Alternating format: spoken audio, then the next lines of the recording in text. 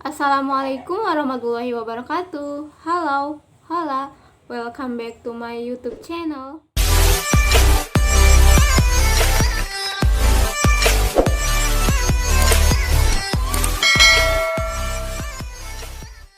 Jadi hari ini kita masuk segmen Cie Cie Aci Education. Nah, jadi kemarin tuh aku sempat nggak bikin video di YouTube karena aku lagi sibuk kuliah. Nah, mungkin banyak yang nanya kali ya, kuliah di mana sih? Sesibuk itu kah? Sebenarnya nggak sibuk-sibuk banget sih, cuma lagi fokus aja. Nah, jadi aku kuliah di jurusan Manajemen Sumber Daya Perairan, Fakultas Perikanan dan Ilmu Kelautan, Institut Pertanian Bogor. Nah, mungkin kalau udah ngedenger Fakultas Perikanan dan Ilmu Kelautan, pasti mikirnya udah, wah, anak praktikum banget nih. Yaps, bener banget. Nah, kalau kalian di MSP tuh tiada hari tanpa praktikum gitu. Bener-bener tiap hari tuh ada praktikum dan laboratorium. Nah, jadi aku tuh di sini mau cerita-cerita tentang laboratorium. Seru banget gak sih? Jadi kalian wajib banget tonton sampai akhir. Tapi sebelumnya jangan lupa like, comment, and subscribe, dan share ke teman-teman kalian, ke keluarga kalian, ke pacar kalian, ke semuanya untuk nonton video ini dan like sebanyak-banyaknya. Karena semakin banyak yang nonton, semakin semangat aku bikin video selanjutnya. Nah, tanpa berlama-lama lagi, tanpa berbelit-belit lagi kita ngobrolnya, jadi langsung aja. Tadi aku udah sempet cerita di awal kalau aku kuliah di Manajemen Sumber Daya Perairan IPB atau MSP IPB. Nah, di MSP ini ada 6 laboratorium. Gila, banyak banget gak sih? Yang pertama itu laboratorium polling. Yang kedua ada laboratorium biologi makro, yang ketiga ada laboratorium biologi mikro, yang keempat ada laboratorium model dan simulasi, yang kelima ada laboratorium biologi perikanan, dan yang keenam ada laboratorium biologi molekuler. Nah, katanya di antara 6 laboratorium tadi ada laboratorium paling steril. Laboratorium paling steril jatuh kepada laboratorium biologi molekuler. Kira-kira kenapa ya? Kok laboratorium itu sangat-sangat steril? Nah, jadi laboratorium ini merupakan laboratorium khusus untuk meneliti dan mengisolasi DNA. Nah, jadi harus banget steril demi meminimalisir kegagalan gitu. Secara DNA kan kecil ya, terus susah guys. Jadi ini benar-benar disterilkan gitu.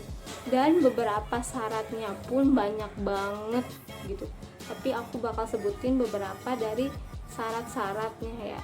Seperti salah satunya itu mahasiswa wajib memiliki surat keterangan yang diketahui oleh dosen mata kuliah atau dosen pembimbing dan menyelesaikan segala administrasi.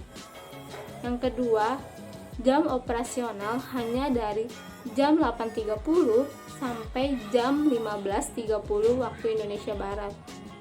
Dan mahasiswa wajib mengenakan jas lab yang bersih. Setelah kita melakukan segala aktivitas di laboratorium, wajib mengembalikan gitu keadaan seperti semula, bersih dan rapi. Nah, selain syaratnya yang susah buat masuk ke laboratorium ini, kira-kira di dalam laboratorium ini ada alat-alat apa aja sih guys? Penasaran nggak? Penasaran dong. Jadi langsung aja, yuk kita intip ada apa sih di dalam laboratorium itu. Alat ini bernama mikropipet. Mikropipet berfungsi sebagai pengambil larutan dengan volume tertentu. Alat ini bernama timbangan digital. Timbangan digital berfungsi sebagai pengukur bobot sampel atau bahan kimia. Alat ini bernama Vortex. Vortex memiliki fungsi untuk homogenisasi sampel atau larutan. Alat ini bernama mini inkubator. Mini inkubator berfungsi untuk mengontrol atau menjaga suhu di dalam inkubator. Alat ini bernama hot plate stirrer. Alat ini berfungsi untuk mengaduk, mencampur, dan menghomogenkan larutan kimia dengan menggunakan medan magnetik. Alat ini bernama elektroforensis. Elektroforensis berfungsi untuk memisahkan komponen atau molekul bermuatan berdasarkan perbedaan tingkat migrasi dalam sebuah medan listrik. Alat ini bernama UV transluminator. Alat ini berfungsi sebagai visualisasi DNA maupun RNA pada gel agarosa. Dalam penggunaan alat ini, kita harus berhati-hati agar tidak terkena cahaya UV. Alat ini bernama VCR. VCR berfungsi untuk amplifikasi gen. Alat ini bernama centrifuge. Alat ini berfungsi untuk mengendapkan, memekatkan, dan memisahkan larutan dengan densitas yang berbeda. Berikut ada alat pelengkap seperti tip mikropipet, gelas piala, box mikrotip, spatula, mikropestel, GD kolom, dry ice untuk mendinginkan, box ice, cetakan gel. Kemudian ada pula bahan-bahan yang akan digunakan seperti DDH2O, primer, flat, GBT buffer, kemudian ada vodka, ada etanol absolut, kemudian ada DNA atau RNA slide, ada TAQ VCR, ada fluorescent, ada TAE, ada loading di YI, ada DNA leader. Nah, tadi merupakan cuplikan alat dan bahan yang ada di dalam laboratorium. Nah, jadi kita harus senantiasa menjaga kebersihan laboratorium ya guys.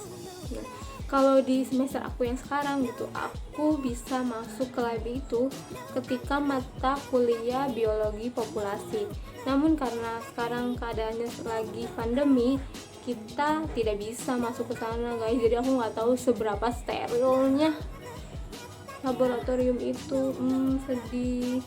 Tapi nggak apa-apa. Kalau misalnya kalian masih belum puas gitu ya, masih cari-cari informasi, kalian bisa juga baca description box. Aku udah nulis lengkap-lengkapnya, dan juga kalian bisa follow IG aku. Dan sampai jumpa. Jangan lupa like, comment, and subscribe, serta share ke teman-teman kalian.